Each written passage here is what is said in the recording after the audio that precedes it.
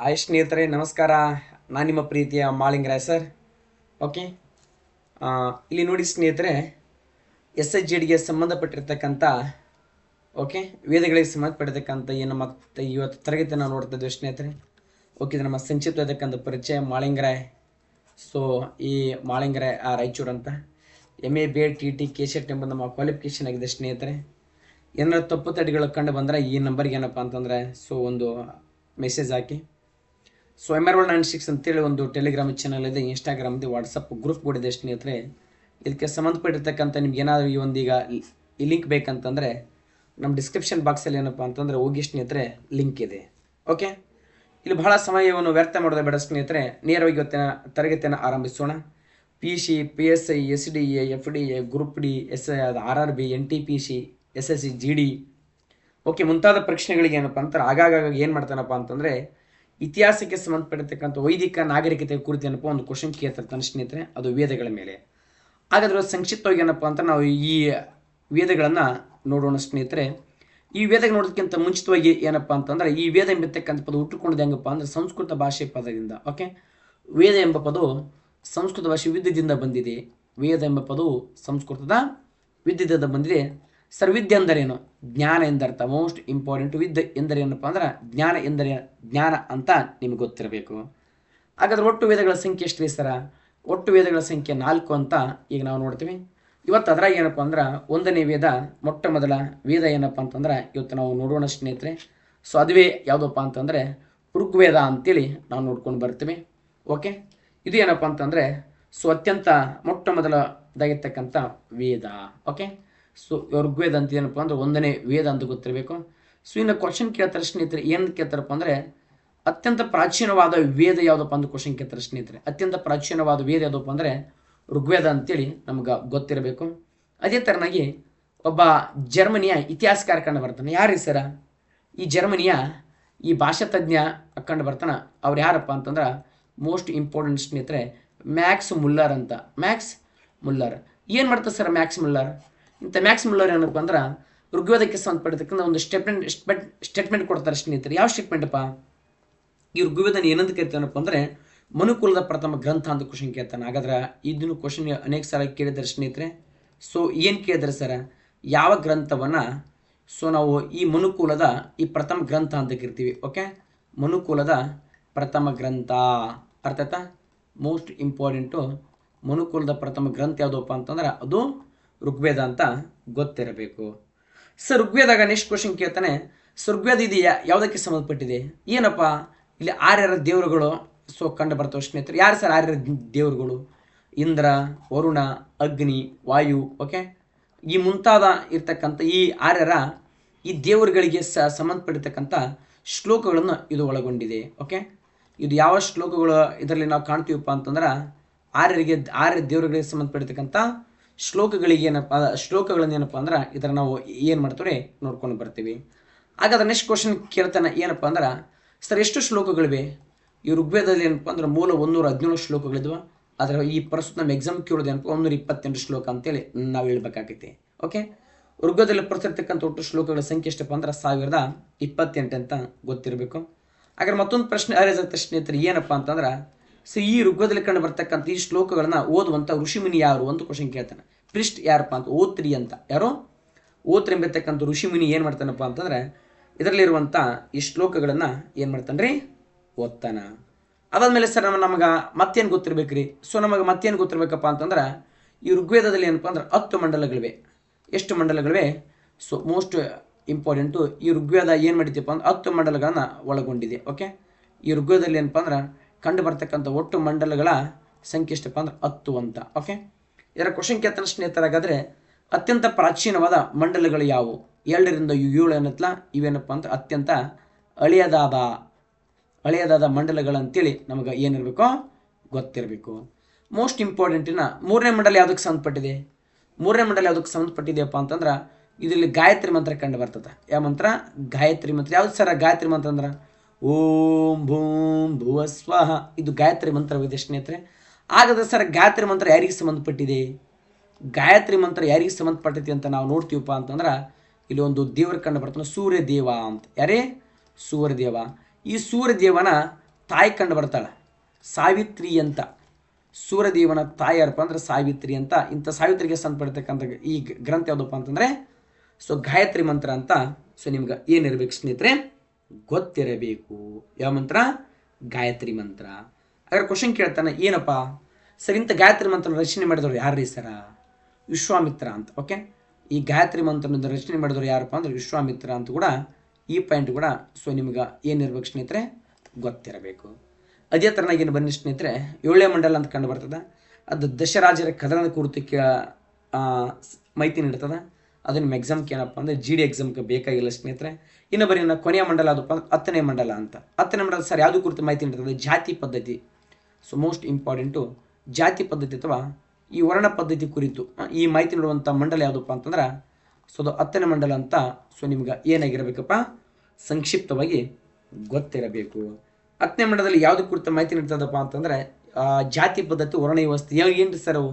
ಬ್ರಾಹ್ಮಣ, ಕ್ಷತ್ರಿಯ, ವೈಶ್ಯ, ಶೂದ್ರ ಅಂತೇಳಿ ಒಟ್ಟು 4 ರೀತಿ ಇರ್ತಕ್ಕಂಥ ಜಾತಿ ಅಥವಾ ಈ ವರ್ಣದ ಕುರಿತು ಏನಪ್ಪ ಅಂದ್ರೆ ಮಾಹಿತಿಯನ್ನು ನೀಡ್ತದ. ಓಕೆ, ಇಷ್ಟು ಏನಪ್ಪ ಅಂತಂದ್ರೆ ಸಂಕ್ಷಿಪ್ತ ಋಗ್ವೇದ ಕುರಿತು ನಿಮಗೆ ಏನಿರಬೇಕು, ಸಂಕ್ಷಿಪ್ತವಾದ ಮಾಹಿತಿ ಏನಪ್ಪ ಅಂತಂದ್ರೆ ಗೊತ್ತಿರಬೇಕು. ಅರ್ಥ ಆಯ್ತಾ? ಎಸ್, ಹಾಗಾದರೆ ಇವಾಗೊಂಚೂರು ಏನು ಮಾಡೋಣಪ್ಪ ಅಂತಂದರೆ ಸೊ ಈ ಮುಂದಿನ ವೇದಕ್ಕೆ ಏನಪ್ಪ ಅಂತಂದರೆ ಹೋಗೋಣ ಸ್ನೇಹಿತರೆ. ಮತ್ತು ಇನ್ನೊಂದು ಗೊತ್ತಿರಬೇಕು, ಈ 10ನೇ ಮಂಡಲ ಐತಲ್ಲ, ಇದು ಜಾತಿ ಪದ್ಧತಿ, ಇದ್ರಾಗ ಪುರುಷ ಸೂಕ್ತ ಅಂತ ಕೂಡ ಕರಿತೀವಿ. 10ನೇ ಮಂಡಲದಲ್ಲಿ ಏನೈತಪ್ಪ ಅಂದ್ರೆ ಪುರುಷ ಸೂಕ್ತ. ಯಾವ ಸೂಕ್ತ? ಈ ಪುರುಷ ಸೂಕ್ತ ಐತಿ. ಈ ಪುರುಷ ಸೂಕ್ತದಲ್ಲಿ ಏನಪ್ಪ ಅಂದ್ರೆ ಜಾತಿ ಕುರಿತು ಮಾಹಿತಿ ನೀಡ್ತದೆ. ಇದೇ ವರ್ಣ ವ್ಯವಸ್ಥೆ ಅಂತ. ವರ್ಣ ವ್ಯವಸ್ಥೆ ಅಂತ ನಿಮಗೆ ಏನಿರಬೇಕು, ಸಂಕ್ಷಿಪ್ತವಾಗಿ ಗೊತ್ತಿರಬೇಕು. ಅದೇ ಥರನಾಗಿ ಮುಂದಿನ ವೇದಕ್ಕೆ ಬನ್ನಿ ಸ್ನೇಹಿತರೆ, ಯಜುರ್ವೇದ ಅಂತೇಳಿ ಸೊ ನಾವು ಏನು ಮಾಡ್ತೀವಪ್ಪ ಅಂತಂದ್ರೆ ಕರಿತೀವಿ. ಯಾವ ವೇದ? ಸೊ ಯಜುರ್ವೇದ ಅಂತೇಳಿ ಈಗ ನಾವು ನೋಡ್ತೀವಿ. ಆದ್ರೆ ಕ್ವಶನ್ ಕೇಳ್ತಾನೆ ಸ್ನೇಹಿತರೆ, ಯಜುರ್ವೇದ ಯಾವುದಕ್ಕೆ ಸಂಬಂಧಪಟ್ಟಿದೆ? ಇದರಲ್ಲಿ ಏನಪ್ಪ ಅಂತಂದರೆ 1984 ಶ್ಲೋಕಗಳು ಕಂಡು ಬರ್ತಾವ. ಇರಲಿ, ಶ್ಲೋಕಗಳು ನಿಮ್ಮ ಎಕ್ಸಾಮ್ಗೆ ಅಷ್ಟು ಇಂಪಾರ್ಟೆಂಟ್ ಅಲ್ಲ. ಇದ್ರಾಗ ಯಜುರ್ವೇದ ಇರ್ತಕ್ಕಂಥ ಶ್ಲೋಕಗಳು ಅಷ್ಟು ಇಂಪಾರ್ಟೆಂಟ್ ಅಲ್ಲ. ಹಾಗಾದ್ರೆ ಈ ಸರ್ ಯಜುರ್ವೇದ ಯಾವುದಕ್ಕೆ ಸಂಬಂಧಪಟ್ಟೈತಿ?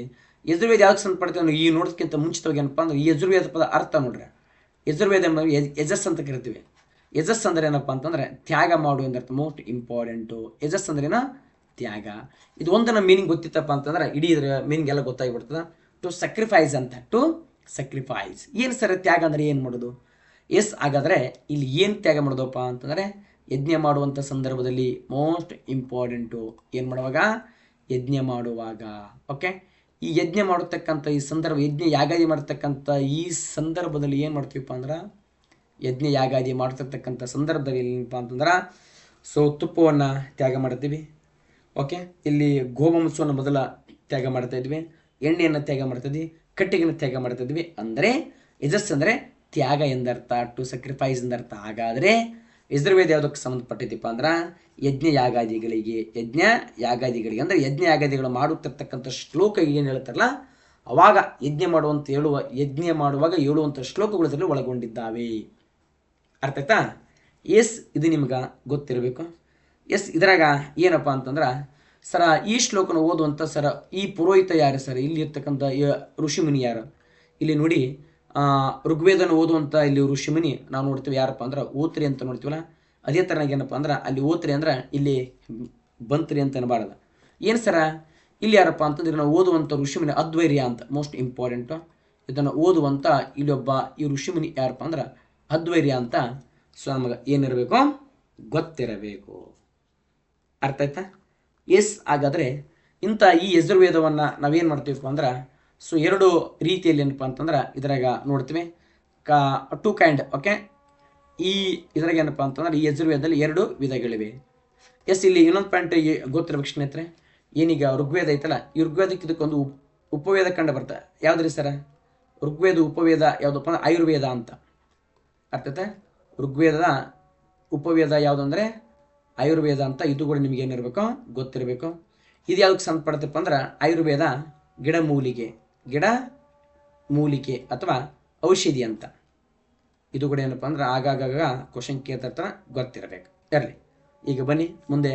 ಇಲ್ಲಿ ಯಜುರ್ವೇದದಲ್ಲಿ ಏನಪ್ಪ ಅಂದ್ರೆ ಸೊ ಎಷ್ಟು ವೇದಗಳು? ಈಗ 2 ವೇದಗಳಂತ ಈಗ ನಾವು ಏನು ಮಾಡ್ತೀವಪ್ಪ ಅಂತಂದ್ರೆ ಈಗ ನೋಡ್ಕೊಂಡು ಬರ್ತೀವಿ ಸ್ನೇಹಿತರೆ. ಏನು ರೀ ಸರ ಯಜುರ್ವೇದದಲ್ಲಿ ಏನಪ್ಪ ಅಂತಂದ್ರೆ 2 ವಿಧ. ಅದರಾಗ ಒಂದು ಕೃಷ್ಣ ಯಜುರ್ವೇದ ಅಂತ. ಓಕೆ, ಸೊ ಇಲ್ಲಿ ನಾನೇನಪ್ಪ ಅಂದ್ರೆ ಸುಮ್ಮನೆ ಶಾರ್ಟಾಗಿ ಕೃಷ್ಣ ಅಂತ ಬರೀತೀನಿ. ಓಕೆ, ನೀವು ಏನು ಮಾಡ್ಬೇಕಿಲ್ಲಿ, ನೀವು ಪೂರ್ತಿ ಏನಪ್ಪ ಅಂದ್ರೆ ಅದನ್ನು ಕೃಷ್ಣ ಯಜುರ್ವೇದ ಅಂತೇಳಿ ಏನು ಮಾಡ್ಬೇಕ್ರಿ, ಬರ್ಕೋಬೇಕು. ಒಂದು ಕೃಷ್ಣ ಯಜುರ್ವೇದ, ಎರಡನೇದು ಏನಪ್ಪ ಅಂತಂದರೆ ಶುಕ್ಲ ಯಜುರ್ವೇದ ಅಂತ. ಕೃಷ್ಣ ಯಜುರ್ವೇದ. ಸೊ ಈ ಕಡೆ ಯಾವುದಪ್ಪ ಅಂದ್ರೆ ಶುಕ್ಲ ಯಜುರ್ವೇದ, ಶುಕ್ಲ ಯಜುರ್ವೇದ. ಸರ್ ಈ ಕೃಷ್ಣ ಯಜುರ್ವೇದ ಸರ್ ಇದು ಏನೈತಿ ಸರ್, ಇದ್ರಾಗ ಏನೈತಿ, ಈ ಶ್ಲೋಕಗಳು ಏನಪ್ಪ ಅಂತಂದ್ರೆ ಈ ಕೃಷ್ಣ ಯಜುರ್ವೇದದಲ್ಲಿ ಏನಪ್ಪ ಅಂತಂದ್ರೆ ಸೊ ಗದ್ಯ ರೂಪದಲ್ಲಿದ್ದಾವೆ, ಪೋಯಟ್ರಿ. ಓಕೆ, ಹಾಗಾದ್ರೆ ಸರ್ ಇಲ್ಲಿ ಏನು ಸರ್ ಶುಕ್ಲದಲ್ಲಿ, ಇಲ್ಲಿ ಶ್ಲೋಕಗಳು ಇವು ಇಲ್ಲಿ ಪದ್ಯ ರೂಪದಲ್ಲಿದ್ದಾವೆ. ಓಕೆ, ಕೃಷ್ಣದಲ್ಲಿ ಗದ್ಯ ರೂಪ, ಇಲ್ಲಿ ಪದ್ಯ ರೂಪ. ಮತ್ತೇನು sir important sir, Krishna Yajurveda ನಾವು ಏನಂತ ಕರೀತೇವೆ, ಕಪ್ಪು ಯಜುರ್ವೇದ ಅಂತ ಕರಿತೀವಿ. ಈ ಕೃಷ್ಣ ಯಜುರ್ವೇದ ನಾವು ಏನಂತ ಕರಿತೇವೆ, ಕಪ್ಪು ಯಜುರ್ವೇದ ಅಂತ ಬರ್ತೀನಿ. ಪೂರ್ತಿ ಹೆಸರು ಬರ್ಕೋಬೇಕು, ಕಪ್ಪು ಯಜುರ್ವೇದ ಅಂತ. ಓಕೆ, ಇಲ್ಲಿ ಶುಕ್ಲ ಯಜುರ್ವೇದವನ್ನು ಈಗ ನಾವು ಏನಂತ ಕರಿತೀವಿ, ಬಿಳಿ ಯಜುರ್ವೇದ ಅಥವಾ ಶ್ವೇತ ಯಜುರ್ವೇದ ಅಂತೇಳಿ ಕರಿತೀವಿ. ನಿಮಗೆ ಏನಿರಬೇಕು, ಎರಡು ಗೊತ್ತಿರಬೇಕು. ಅರ್ಥ ಆಯ್ತಾ? ಸೊ ಅದೇ ಥರನಾಗಿ ಇಲ್ಲಿ ಬನ್ನಿ ಸ್ನೇಹಿತರೆ, ಈಗಿರ್ತಕ್ಕಂಥ ಈ ಯಜುರ್ವೇದ ಅಂತ ಏನೈತಲ್ಲ, ಯಜುರ್ವೇದದೊಳಗೆ ಏನಪ್ಪ ಅಂದ್ರೆ 1984 ಶ್ಲೋಕ ಕಂಡು ಬರ್ತಾವೆ. ಅದು ನಿಮ್ಮ ಎಕ್ಸಾಮ್ಗೆ ಅಷ್ಟು ಇಂಪಾರ್ಟೆಂಟ್ ಇಲ್ಲ. ಋಗ್ವೇದ ಬಿಟ್ಟರೆ ಯಾವ ಶ್ಲೋಕಗಳು ಎಷ್ಟದು ಅಂತ ನಿಮ್ಗೆ ಬೇಡ. ಈ ಯಜುರ್ವೇದದಲ್ಲಿ ಏನಪ್ಪ ಅಂತಂತಂದರೆ ಇದಕ್ಕೂ ಒಂದು ಏನಪ್ಪ ಅಂತಂದರೆ ಉಪವೇದ ಕಂಡು ಬರ್ತದೆ ಸ್ನೇಹಿತರೆ. ಇದ್ರ ಉಪವೇದ ಯಾವುದಪ್ಪ ಅಂದ್ರೆ ಧನುರ್ವೇದ ಅಂತ. ಯಾವ ವೇದ? ಧನುರ್ವೇದ ಅಂತೇಳಿ ನಮ್ಗೆ ಏನಿರಬೇಕು, ಗೊತ್ತಿರಬೇಕು.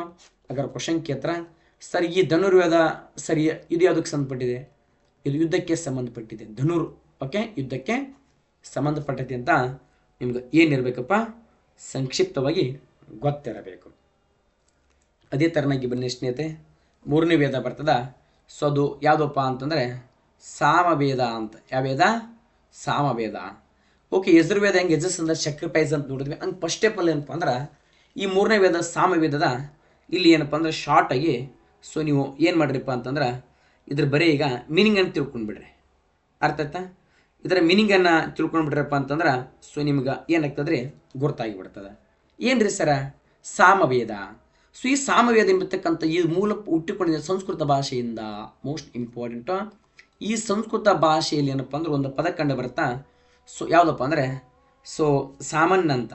ಓಕೆ, ಈ ಸಂಸ್ಕೃತ ಎಂಬತಕ್ಕಂಥ ಇದರಲ್ಲಿ ಏನಪ್ಪ ಅಂದರೆ ಇದು ಹುಟ್ಟಿಕೊಂಡದ್ದು ಯಾವ ಪದದಿಂದಪ್ಪ ಅಂತಂದ್ರೆ ಮೋಸ್ಟ್ ಇಂಪಾರ್ಟೆಂಟು ಸಾಮಾನ್ಯ ಎಂಬ ಪದದಿಂದ ಹುಟ್ಟಿಕೊಳ್ಳಿತು. ಏನು ಸರ್ ಸಾಮಾನ್ಯ ಅಂದರೆ? ಸಾಮಾನ್ಯ ಅಂದರೆ ಸಾಮಾನುಗಳು ಅಲ್ಲ. ಈ ಸಾಮಾನ್ಯ ಅಂದ್ರಪ್ಪ ಅಂದ್ರೆ ಟು ಮೆಲೋಡಿಯಸ್ ಅಂತ. ಏನಂತ? ಸೊ ಸಾಮಾನ್ಯ ಅಂತಂದರೆ ಇಲ್ಲಿ ಓಕೆ, ಇಲ್ಲಿ ನಾವೇನಂತ ನೋಡ್ತೀವಪ್ಪ ಅಂತಂದರೆ ಟು ಮೆಲೋಡಿಯಸ್ ಅಂತ. ಟು ಮೆಲೋಡಿಯಸ್ ಅಂದರೆ ಇಂಪಾದ ಧ್ವನಿ ಎಂದರ್ಥ.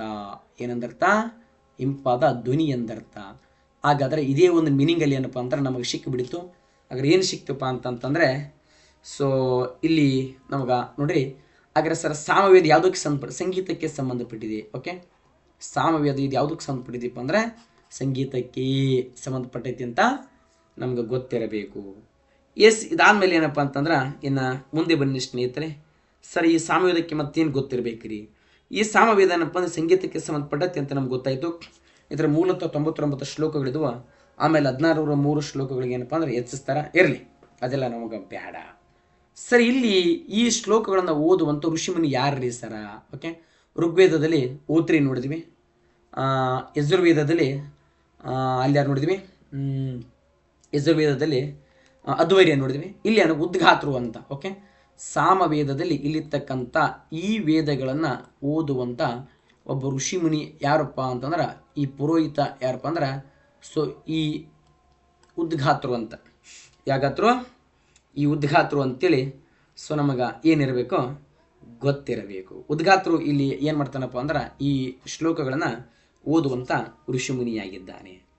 ಹಾಗಾದರೆ ಇನ್ನು ಬನ್ನಿ ಸ್ನೇಹಿತರೆ, ಸರ ಇಲ್ಲಿ ಇದರ ಉಪವೇದ ಯಾವುದ್ರಿ ಸರ? ಸಾಮವೇದ ಉಪವೇದ ಯಾವುದಪ್ಪ ಅಂತಂದ್ರೆ ಈಗಲೇ ಎಲ್ಲ ನಿಮ್ಗೆ ಗೊತ್ತಿರ್ತಕ್ಕಂಥ ವಿಚಾರ ಧನುರ್ವೇದ ಅಂತ. ಯಾವ ವೇದ? ಧನುರ್ವೇದ ಅಂತ. ಸೊ ನಿಮಗೇನಿರಬೇಕು, ಗೊತ್ತಿರಬೇಕು.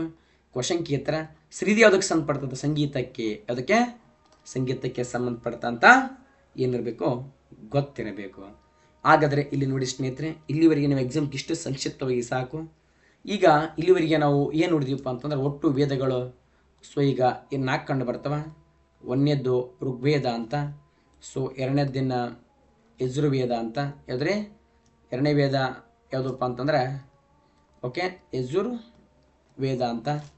ಮೂರನೇದು ಏನಪ್ಪ ಅಂದ್ರೆ ಸಾಮವೇದ ಅಂತ. ಯಾವುದ್ರಿ ಮೂರನೇದು ಅದು ಸಾಮವೇದ.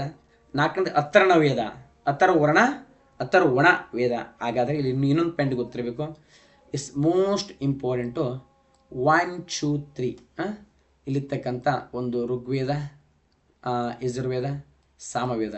ಈ ಮೂರು ವೇದಗಳಿಗೆ ಈಗ ನಾವು ಏನಂತ ಕರಿತೀವಿ ಅಂದರೆ ಸೊ ಇಲ್ಲಿ ತ್ರೈ ಅಂತ ಕರಿತೀವಿ. ಸೊ ಇದು ಕೂಡ ನಿಮ್ಗೆ ಏನಿರಬೇಕು ಗೊತ್ತಿರಬೇಕು. ಎಸ್, ಹಾಗಾದರೆ ಇನ್ನು ಕೊನೆಯ ವೇದಕ್ಕೆ ನಾವು ಪಾದಾರ್ಪಣೆ ಮಾಡೋಣ ಸ್ನೇಹಿತರೆ.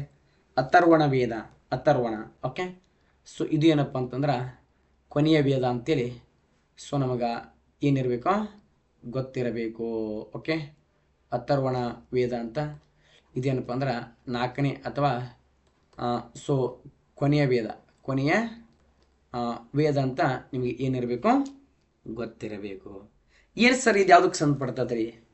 ನೋಡಿರಿ, ಅಥರ್ವಣ ವೇದ ಏನಪ್ಪ ಅಂತಂದ್ರೆ ನಿಮ್ಗೆ ಒಂದೇ ಮಾತಲ್ಲಿ ನಾವು ಹೇಳ್ಬೇಕಪ್ಪ ಅಂದ್ರೆ ಮಾನವ ಇಂದ್ರಿಯ ಶಕ್ತಿಯನ್ನು ನಿಯಂತ್ರಣ ಮಾಡೋದು. ಓಕೆ, ಈ ಮಾನವರ ಇಂದ್ರಿಯ ಶಕ್ತಿಯನ್ನು ನಿಯಂತ್ರಿಸೋದು. ಇಂದ್ರಿಯ ಶಕ್ತಿ ಏನು ಸರ್? ಇಂದ್ರಿಯ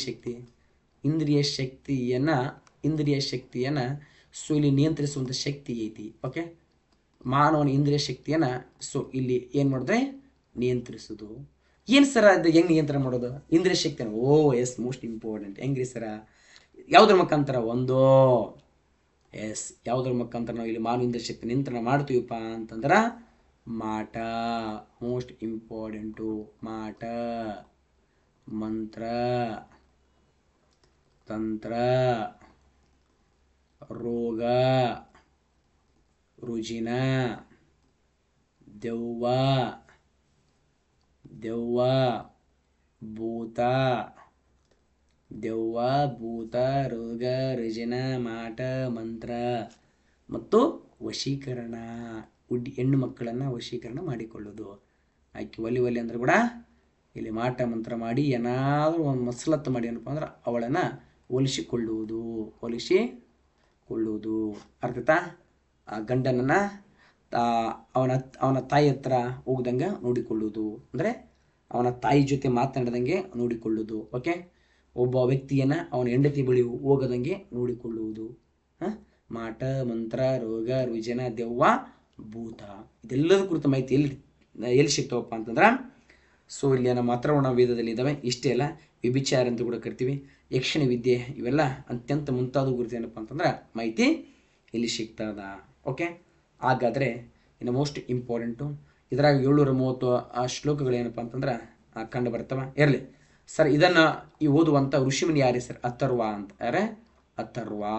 ಮೋಸ್ಟ್ ಇಂಪಾರ್ಟೆಂಟು ಅಥರ್ವ ಅಥವಾ ಇವನು ಮತ್ತೊಂದು ಹೆಸರು ಅಂಗೀರಸ ಅಂತ. ಅಂಗೀರಸ ಯಾವ ರಸ? ಅಥರ್ವ ಅಥವಾ ಅಂಗೀರಸ ಅಂತೇಳಿ ನಮಗೆ ಗೊತ್ತಿರಬೇಕು. ಇನ್ನೊಂದು ಮೋಸ್ಟ್ ಇಂಪಾರ್ಟೆಂಟ್ ಏನು ಗೊತ್ತಾ ಸ್ನೇಹಿತರೆ? ಸೊ ಗೋತ್ರಗಳಂತ ಕರಿತೀವಿ. ಓಕೆ, ಈ ಗೋತ್ರಗಳ ಕುರಿತು ಯಾವ ವೇದದಲ್ಲಿ ಈ ಮಾಹಿತಿ ಅದಪ್ಪ ಅಂತಂದ್ರೆ ಅದು ಅಥರ್ವಣ ವೇದದಲ್ಲಿ ಗೋತ್ರಗಳ ಕುರಿತು ಆಗಿರಬಹುದು. ಇನ್ನು ಈ ಸತಿ ಪದ್ಧತಿ ಕುರಿತು ಆಗಿರಬಹುದು. ಓಕೆ, ಇನ್ನು ಅದೇ ಥರನಾಗಿ ಏನಪ್ಪ ಅಂತಂದ್ರೆ ಕೇರಳೆ ಈ ಗೋತ್ರ ಮತ್ತು ಸತಿ ಪದ್ಧತಿ ಕುರಿತು ಮಾಹಿತಿ ನೋಡೋದು ಏಕೈಕ ವೇದ ಯಾವುದಪ್ಪ ಅಂದ್ರೆ ಅದು ಋಗ್ವೇದ, ಅದು ಅಥರ್ವಣ ವೇದ ಅಂತೇಳಿ ನಿಮಗೇನಿರಬೇಕು ಗೊತ್ತಿರಬೇಕು. ಸೊ ಈ ಅಥರ್ವಣ ವೇದಕ್ಕೆ ನಾವು ಬ್ರಹ್ಮವೇದ ಅಂತ ಕರಿತೀವಿ. ಯಾವ ವೇದ? ಬ್ರಹ್ಮವೇದ. ಯಾಕ್ರಿ ಸರ? ಇದನ್ನು ಈ ಬ್ರಹ್ಮ ಬರೆದನಂತೆ ಒಂದು ನಂಬಿಕೆ ಐತಿ, ಅದಕ್ಕೆ ಬ್ರಹ್ಮವೇದ ಅಂತೇಳಿ ಕರಿತೀವಿ. ಎಸ್, ಅದೇ ಥರನಾಗಿ ಏನಪ್ಪ ಅಂತಂದರೆ ಇಲ್ಲಿ ನೋಡಿ ಸ್ನೇಹಿತರೆ, ಇದಕ್ಕೂ ಒಂದು ಉಪವೇದ ಕಂಡು ಬರ್ತದ. ಯಾವ ಸರ? ಶಿಲ್ಪವೇದ. ಯಾವೇದ? ಶಿಲ್ಪವೇದ. ಓಕೆ, ಕ್ವಶನ್ ಕೇಳ್ತಾರೆ ಸರ್ ಶಿಲ್ಪವೇದ ಇದು ಯಾವುದಕ್ಕೆ ಸಂಬಂಧಪಟ್ಟಿದೆ?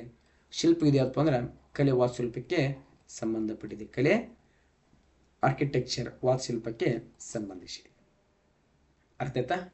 ಇಲ್ಲಿಗೆ ಸವಿಸ್ತಾರವಾಗಿ ಸೊ ನಾವು ಏನು ಮಾಡಿದೀವಪ್ಪ ಅಂತಂದ್ರೆ ಇಲ್ಲಿವರೆಗೂ 4 ವೇದಗಳನ್ನು ನೋಡ್ಕೊಂಡು ಬಂದ್ವಿ. ಒಂಚೂರು ಸಂಕ್ಷಿಪ್ತವಾಗಿ ಏನಪ್ಪ ಅಂತಂದರೆ ಇಲ್ಲಿ ನಿಮಗೆ ಹೇಳ್ಬಿಡ್ತೀನಿ ನೋಡಿ ಸ್ನೇಹಿತರೆ. ಒಂದೀಗ ಚಾಟ್ ಹಾಕ್ಸಿಬಿಡ್ತೇನೆ. ಓಕೆ, ಹೆಂಗೆ ನೆನ್ಪಿಡಬೇಕು? ಎಸ್, ಇಲ್ಲಿ ಒಂದು ಕಡೆ ಏನಪ್ಪ ಅಂದರೆ ಸೊ ಸೀರಿಯಲ್ ನಂಬರ್ ಅಂತ. ಸೊ ಇಲ್ಲಿ ಏನಪ್ಪ ಅಂತಂದ್ರೆ ವೇದಗಳು. ಓಕೆ, ಇಲ್ಲೇನಪ್ಪ ಅಂದ್ರೆ ವೇದಗಳಂತ. ಸೊ ಅದಾದಮೇಲೆ ಇಲ್ಲಿ ಏನಪ್ಪ ಅಂತಂದ್ರೆ ಅದು ಯಾವುದಕ್ಕೆ ಸಂಬಂಧಿಸಿದೆ. ಓಕೆ, ವೇದಗಳು ಡೀಲ್ಸ್ ವಿತ್ ಯಾವುದಕ್ಕೆ ಸಂಬಂಧಿಸಿದೆ ಅಂತೇಳಿ ಈಗ ನಾವು ನೋಡ್ತೀವಿ. ಅದಾದಮೇಲೆ ಏನಪ್ಪ ಅಂದ್ರೆ ಉಪವೇದಗಳು